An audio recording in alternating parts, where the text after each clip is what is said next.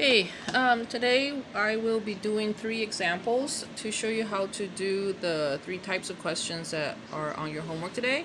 The first 2 types of questions asks you to write an equation based on a graph or 2 points on a graph.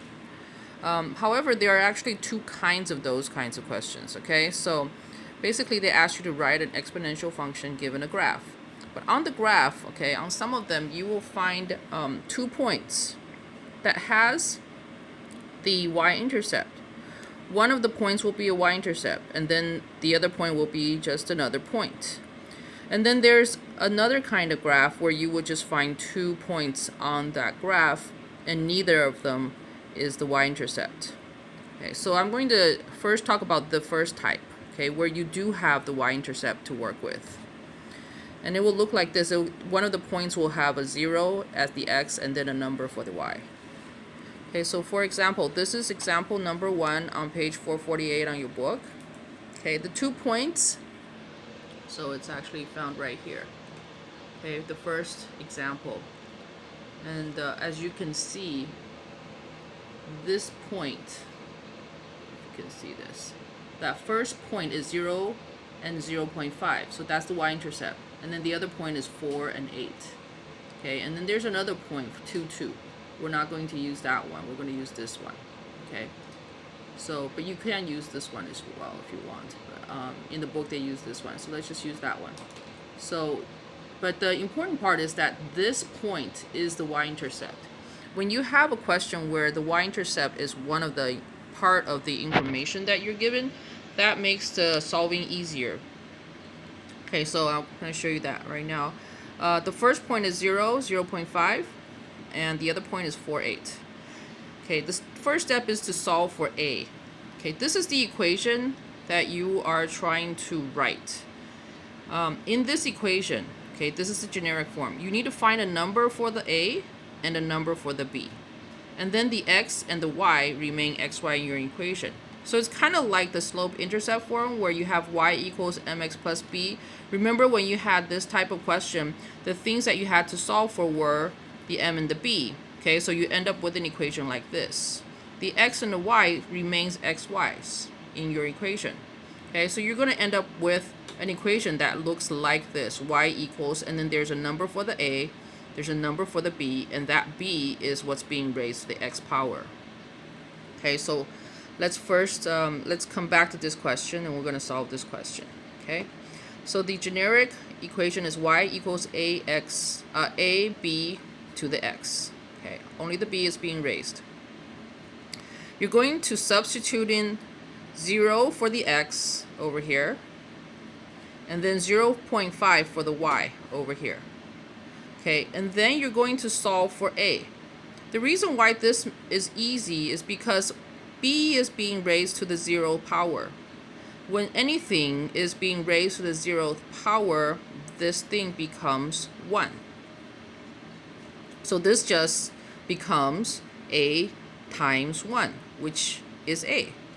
So 0.5 is equal to a. You have solved for a. We're going to now put that into the equation and solve for b. So that's the second step, solving for b.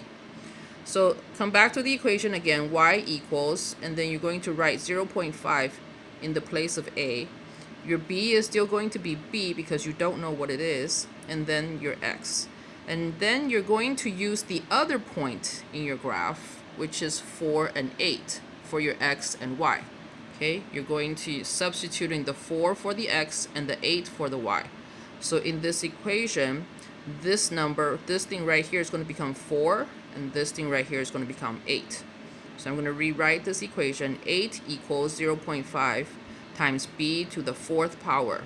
We're going to now solve for b. Okay, so I need to isolate this part by dividing both sides of this equation by 0.5.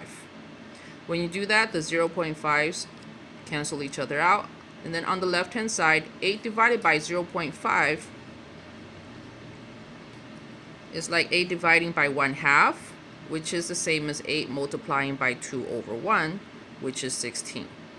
So your b to the 4th power, okay, which is this thing that's remaining, is equal to 16. Now to solve for b, I'm going to take a fourth root of b and a fourth root on this side, okay, and that will effectively remove these things and give me b. And then I'm going to do the same thing on the left, which is to take the fourth root of 16. Okay, so 16 raised to the 1/4 power.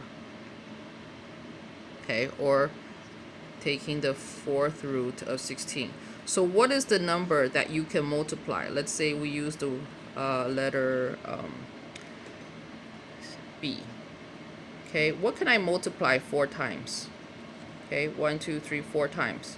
That will equal to 16. Well, that number is 2. Okay, now I can't remember exactly how you did this on your calculator, but you should be able to do that. Okay, so whatever number you have, you can raise that to find the root of it. Okay, to whatever degree you want. So b is equal to 2. Finally, you write the equation. Okay, so let's come back to the original. Y equals abx. You now know what a is, it's 0.5. You know what b is, it's 2. So you just write your equation as y equals 0.5 parentheses 2 raised to the x power. That is your answer. Okay, for the first type of question. This type of question will give you the y-intercept as one of its points. So you use that to solve for A, and then you substitute in this thing to solve for B. Okay. The other type of question also uses a graph. Okay, so I'm going to see if I can find that. Okay, so there's this type of question.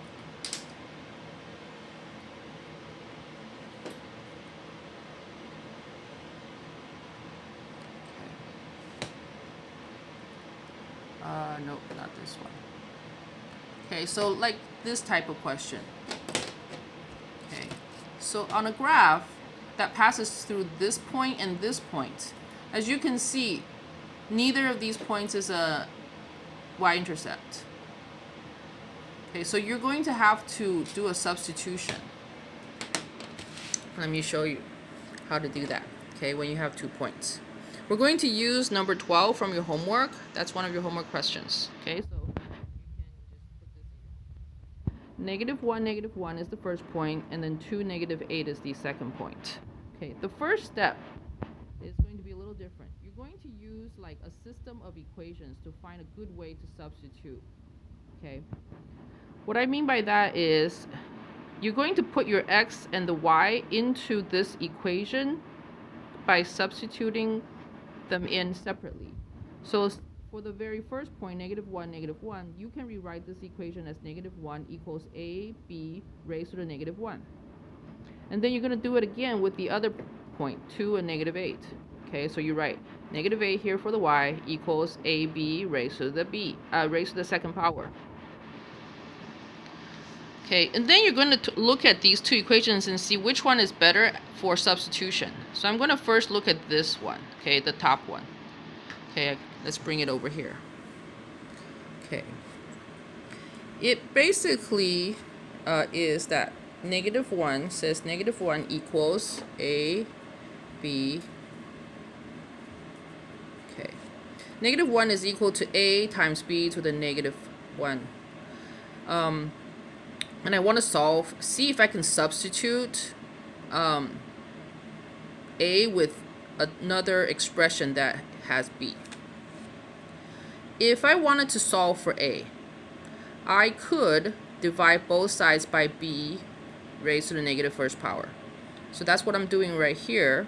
I'm going to divide both sides by the same thing, and that will remove this from here, and I end up with a. And so what is a equal to? A is now equal to -1 over b to the -1st power. But what is really b to the -1st power? Well, we know that if you have a negative exponent, that means this thing is actually in the wrong place, if you will. It actually has to go to the opposite side of the fraction.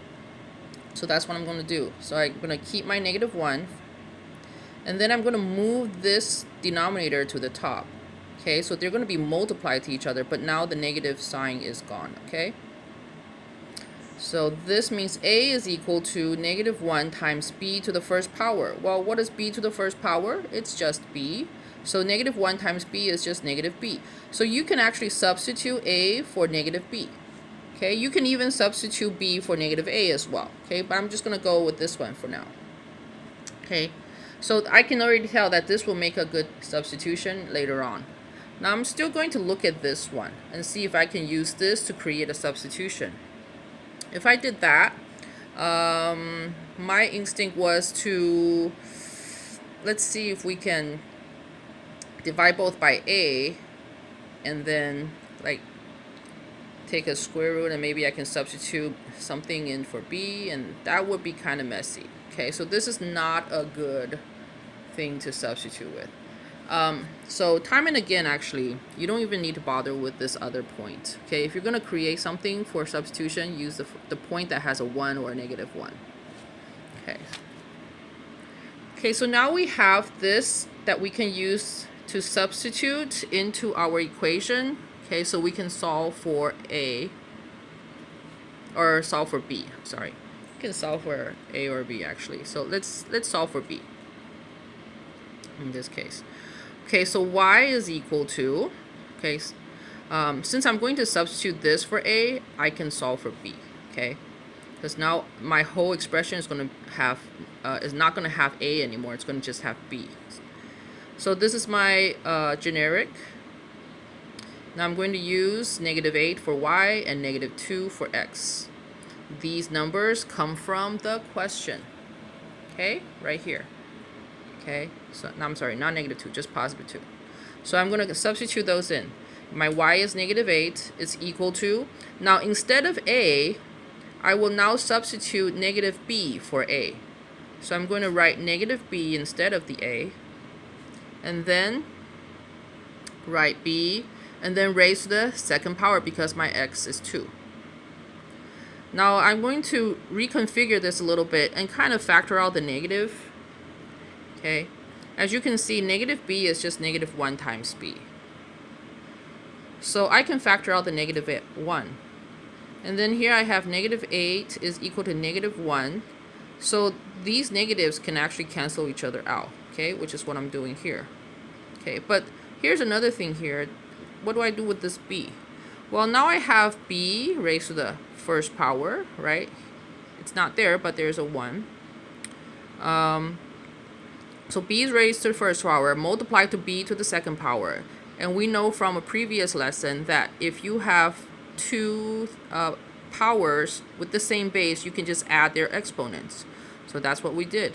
1 plus 2 is going to give me 3. This is b raised to the third power times -1. Now I can simplify this down to 8 equals b to the third power, and then I'm going to take a cube root of both sides and solve for b. b is 2. Okay, however, earlier we already know that -b is equal to a. If b is 2, okay, and -b equals a, that means a is -2. Right?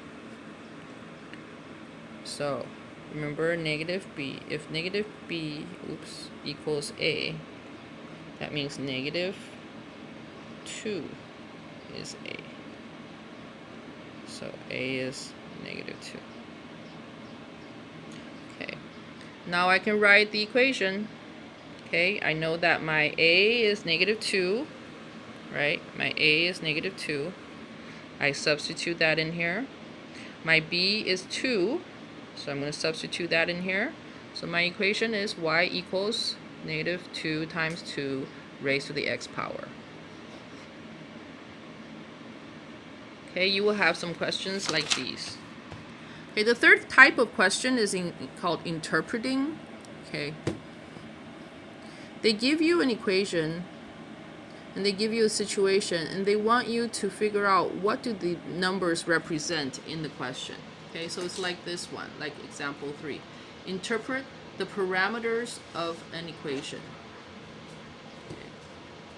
Alright, so I'm going to use number 17 in your book. Now you should read this question, the example in your book as well. Okay, but I'm going to use this question. Okay, number 17 on ants. Okay, a colony of ants are looting a food source. That means they are removing food from a spot, okay, from a source.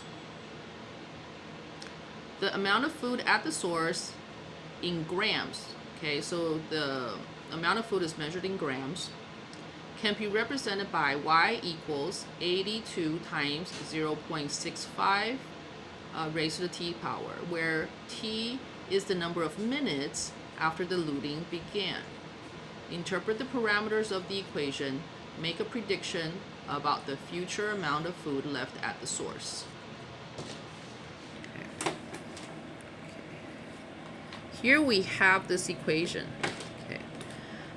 I want you to pay attention. So this is your A, this is your B. But remember, when we have an exponential growth, this B is 1 plus R. If you have exponential decay, this B is 1 minus R. Okay. 1 minus R means it's going to end up being less than 1. And here we have 0.65. 0.65 is less than 1. So this is a problem of exponential decay. And in the question, you can kind of already see that. It's, you know, there's food, and then ants are going to come find it, and then they're going to start removing the food from there. They're looting it. So the amount of food left at the source is going to decrease over time. And by looking at this, okay, 0.65 is equal to 1 minus R. Okay. So R is 0.35. And now this is the part where you interpret the parameter. This means that this is your answer, if you will. This is part of your answer. This means, so this gives you this, okay, gives you this, which means that 35% of the food is being removed every minute. And then this A is always the initial amount. So A is 82 grams because they tell you it's measured in grams, which is the initial amount of food at the source is 82 grams. So this is the other part that you are interpreting. Okay, this will be part of your answer, and this will be part of your answer. And then the last part of the question says, make a prediction about the future number of, make a prediction about this thing, about the future amount of food left at the source. Okay. So how do I make a prediction? Well, usually for a question like this, you will want to know, okay, when are they going to remove all of the food? But if you do that, you're going to end up with 0, right? Because you end up with no food. Okay, this is the equation. Y is the future amount. But if I set this to 0, it's going to be kind of hard to solve for this. So I'm going to set it to 1. Okay, so you start out with 82 grams. When is it going to reach about 1 gram? So we're going to find what T is. How many minutes does it take, okay, for 82 grams of food to decrease at a rate of 35% each minute, okay, to reach 1 gram? Okay. So 35% of decrease means 0.65% is 65% is left. Okay, so to solve for T, I'm going to divide both sides by 82. So I have 1 over 82. And then I'm going to find what's 1 over 82. It's 0.012. Then I take my calculator. Now, there are lots of calculators also where you can find this number with a function, but I don't have my scientific calculator with me today, so I'm just going to show you the way you can do this with any calculator. Okay, you're now going to use 0.65, and you're going to find out What is this power when t changes? What is it when t is 1? What is it when t is 2? When t is 3? When t is 4? When t is 5? So you just take your calculator and you go 0.65 times 0.65. That's 2. That's when t is 2. And then you're going to do it again. This is when t is 3. When t is 4. And so on and so forth. And you're going to find that when t is equal to 10, you're going to end up with 0.013, which is very close to this. That means 10 minutes later, your food source is going to get down to almost 1 gram. So 11 minutes later, you're going to have less than 1 gram of food left. And that will be the prediction that you make. Okay, that will be a good prediction because 0 will be a good milestone, I guess, in this question. Okay, so you can say after 11 minutes, there will be less than 1 gram of food left. Okay, or you can say after 10 minutes, there will be close to 1 gram of food left. Okay, anything like that will be fine. Okay, you're going, so when they want you to predict something, pick like a milestone, pick something in the future. So if you started out with, like, you know, for this question, where you start out with like 6 million songs or something like that, you can predict, oh, how long is it going to reach, you know, 10 million and things like that. Okay, that was another question, sorry. Anyways, but you will be doing this question as well. Okay, so this one starts at 270. So make a prediction about the future number of likes on the website. So you can maybe say, oh, how long is it going to take to reach 100? Wait, this is the...